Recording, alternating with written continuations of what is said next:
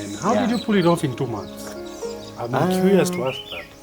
Yeah, let me say it was quite a tough journey. Yeah. Something had happened to my family. Okay. And you know, as a king, if your family is attacked, if your queen is touched, the kids are touched, then you're not at peace. Yeah. So at that time, I had no other option but to get a place where my birds would patch. This is your farm. Is it farm or kitchen garden? Oh. They improved kienyeji. So do you sell them? No. This one's just for consumption? For consumption. For eggs, they have not yet started laying, but in about maybe 2 weeks' time. 2 weeks' time? They should start laying, yes. 2 years ago, Mr. Gibson and his wife Jasmine were living in a tiny servant quarter with their 2 kids. It wasn't much, but it was home. Then came an eviction notice. What do you do when you have no savings, no backup plan, and 2 children looking up to you? With nowhere else to go, they made a decision many would fear. They left the city and moved to the countryside. They started building a 4-bedroom house from scratch. How do you build a house in just 2 months with almost no money? How do you stay strong when even the walls aren't finished, but you are already moving in? That's exactly what they did. No plaster, no ceiling, just a roof, some walls, and a lot of faith. They weren't chasing luxury, they were chasing survival. I traveled to Mukurweini, Nyeri County, to document this journey of a couple who lost their home in the city and had to rebuild life from the ground up in the village.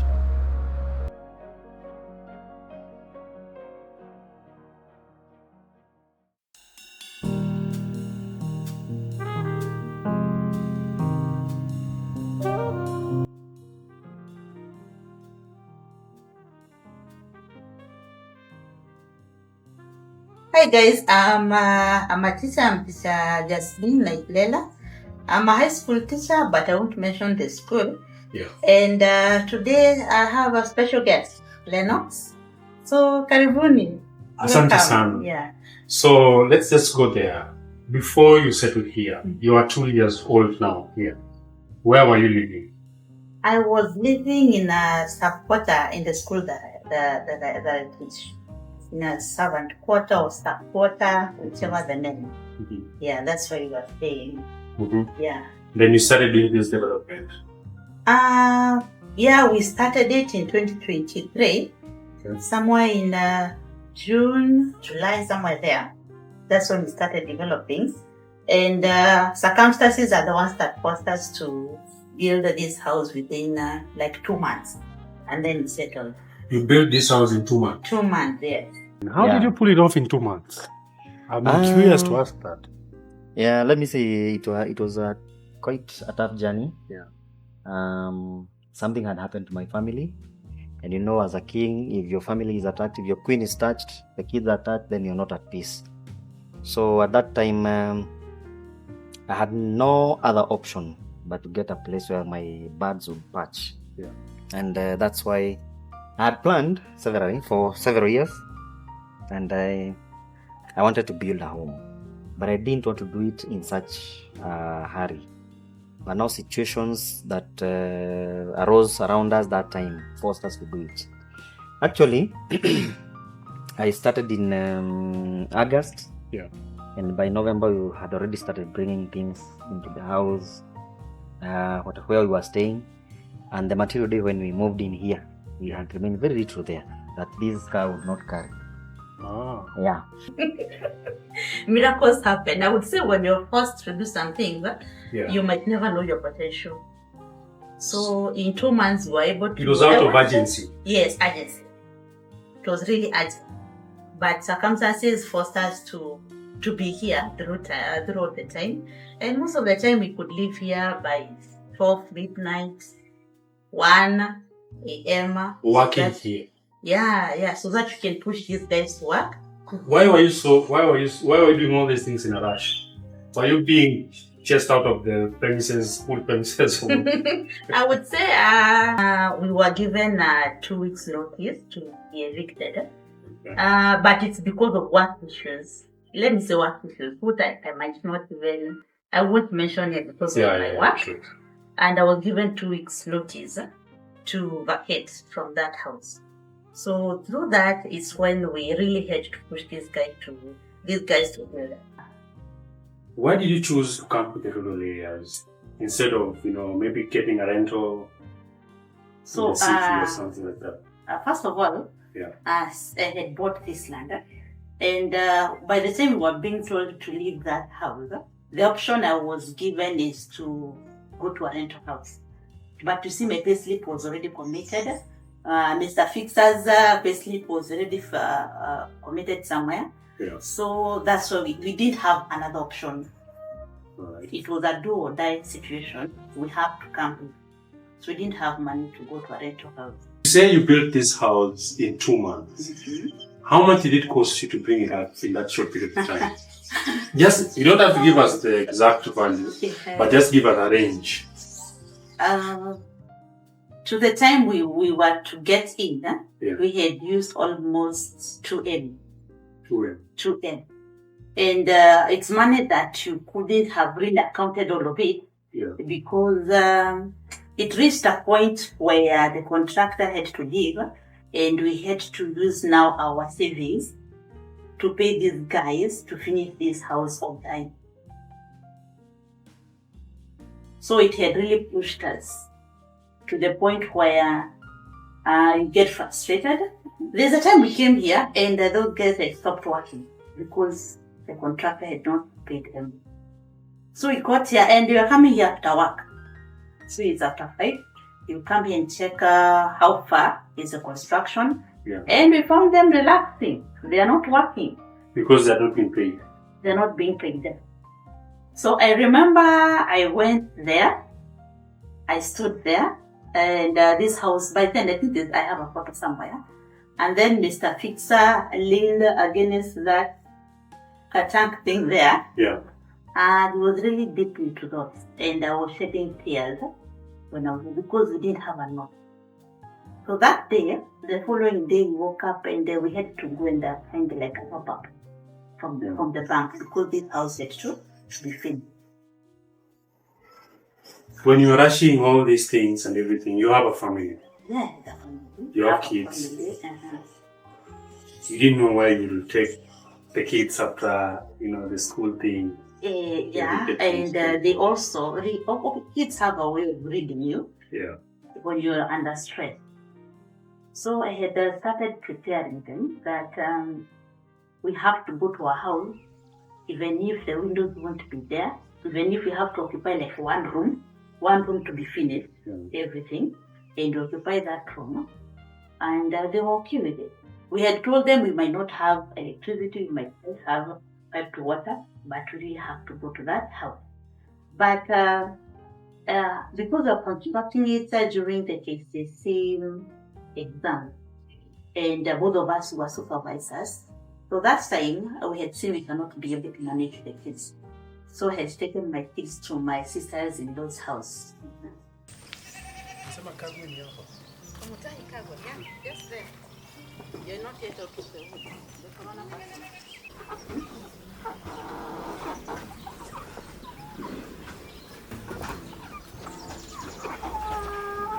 I started it in March. Was it March? Yes. March last year? No, this last term. Huh? Yes, last term, March. So what we have here, I have like 15. 15 of them? They're 20 chicken. And the structure, there's nothing I bought for this structure. All this wood is reclaimed from the construction. The ones you're using here. Yeah. All right. Again, something to do with the finances. So again, you cannot be in a countryside and don't have chicken. It looks weird. Really looks weird. So we really had to build that structure. So when you're in the rural areas but you don't have chicken. Yeah, chicken. Like today, if you have time, you have to slaughter a chicken for you. Again, if you have to eat chicken. Guys, by now I've eaten a lot of chickens because I've gone to a lot of chicken farmers. Everywhere I go, there's always chicken for me. Yeah, so we constructed it. I take time when you have midterm, I'm not in school. That's the time I really maximize to improve my homestead. So these are kienyeji or they're just improved? They improved kienyeji. So do you sell them? No, This one's just for For consumption. consumption. For eggs, they have not yet started laying, Yeah. but in about maybe 2 weeks' time. 2 weeks' time. They should start laying, yes. Now this is my kitchen garden. This is your farm. Is it farm or kitchen garden? Both. Because I don't have another one up here. So this is my kitchen garden. For So now, what do you have here? It's actually big. It's big. You can plant your vegetables. It's actually big. So here is a section where we have bananas. Yeah. And these bananas, they are being planted in a trench that is like preventing soil erosion from the home compound. Yeah, because it's very slopey down there. Yeah, it's really slopey. So So you here, what I have here is like everything, because this is macadamia tree. I have several of them here. Macadamia tree. Then you have bananas.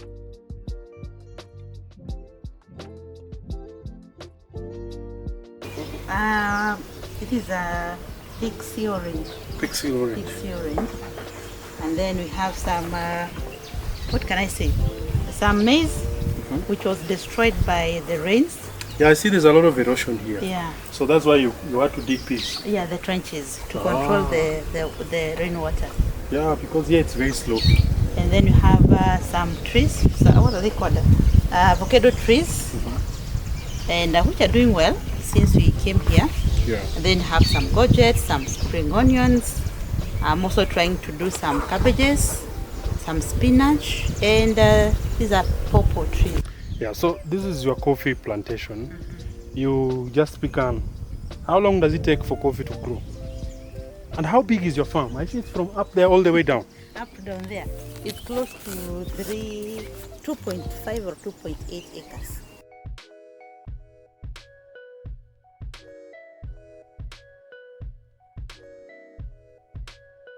What was the most expensive thing in terms of construction for you? The most Expensive. expensive Is it the roofing, is the roofing. the tiles, or The roofing. The roofing took us quite a chunk of money. And Just give us a range. that roofing, the way you see it, Yes. has consumed over 0.5 million. Ah. Just the roofing. Because if you go to buy these customized iron sheets, Yeah. of course, 1 meter at around 1200. If you look at all that house, the meters that are there. Actually, when I was the thing was brought to me, I was asking them, is this real what I asked for? Because delivery, I had paid I had paid I had paid a deposit of around 140,000, and then when the bill came, I was supposed to part with 440 something thousand. So that tells you it was even more than, it was slightly above 0.5. And now you have not paid those people to do the work. So I think even when we were growing up in the city, the mentality was the same. That life in the city is better than in the countryside. But I can assure you, this is now my 14th year In the village. in the village, and I love it. You get everything that you want, Everything that you need. everything that you need. In terms of construction, you're still constructing the house, like you're doing the finishes and stuff. I'm doing the finishing. You can see we're still doing the key Yeah. outside. We still need to do away with this water and mud and everything. But everything is in the pipeline. The plan is there. Only that you work when you get that resource. Yeah. We're talking of money. Yeah. You got to get some coins somewhere, save, and then do something So you're doing it in bits. in bits. So it's not like a must for somebody to come do the whole project within like a short period of time. They can do it always in bits. In bits. In fact, what I've come to learn in life, Yeah. just have a good plan, and then you can try and maybe do a post-mortem to your plan. Yeah. That means you understand where to start, where to take the next step, and finally you have a picture of what you want. You have a picture of the final product that you want. Yeah. So begin with the end in your mind, and these things are going to come. There is no one day you'll ever say, I want to do a building, do it and finish it completely. We keep doing bits every other time. And life keep changing. There was a time I wanted a 2-bedroom house. Yeah. By the time I was starting, I wanted 4. If you ask me today, I want to put some more rooms. You want to add more? So yeah, so things keep changing. So you can't say you've done enough. Yeah. But you keep improving your life every day. There are so many people who are skeptical about building in the countryside. Yes. Because they look at it very different. From a point of, hey, the countryside is where people go and die. You are someone who has settled in the countryside. And you are really doing well, man. Yeah. I can tell you are doing well. Your house is actually very nice, thank by God, the yeah. way. Actually very nice. What can you tell those people? I think these are just perceptions. Yeah. These are just perceptions. And you can decide to build your kingdom wherever you want. Yeah. You make home where you want. It's only a matter of interest. I was brought up in the city.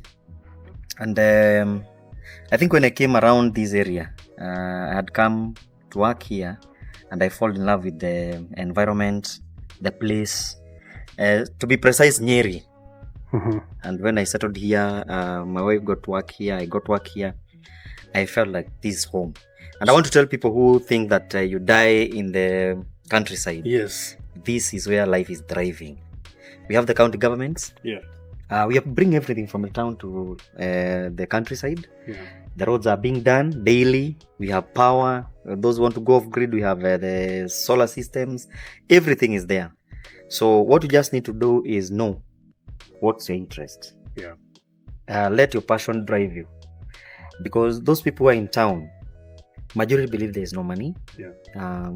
The social amenities in the rural area sometimes back was demanding or was wanting. But today, we have our own passion. You said... And what you want in life. Yeah. There are those of us who are in the city because they believe that's where money is. Yeah. But Like for me, us, like yeah, me. like you.